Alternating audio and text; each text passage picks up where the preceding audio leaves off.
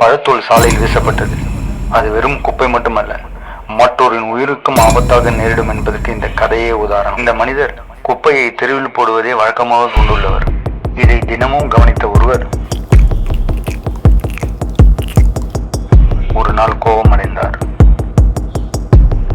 எவன் கீழே இறங்கி போய் வேற போறது, இங்கிருந்து விசிறிச்சுட்டு வேலையை முடிக்காம. ஹலோ சார், டெய்லி இந்த குப்பையை திருவிழா விசிறி அடிப்பீங்களா? வாழைப்பழத்தோட கீழே போறீங்க, யாராவது வழிக்கு வந்தா என்ன ஆகுது? அதை டஸ்ட்பின்ல மெயின்டைன் பண்ணி குப்பை வண்டி வரும்போது போட மாட்டீங்களா?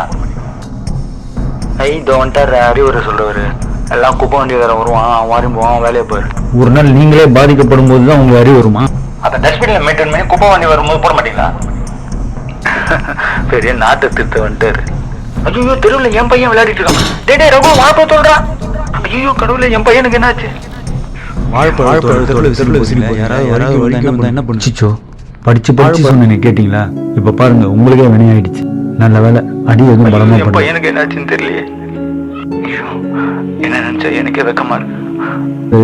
குப்பை தொட்டியில குப்பையை மெயின்டைன் பண்ணி அது குப்பை வண்டி வரும்போது போடுங்க. நம்ம ஊர்ல எவன் சொல்லி திருந்தான், பட்டு தான் திருந்துறானுங்க.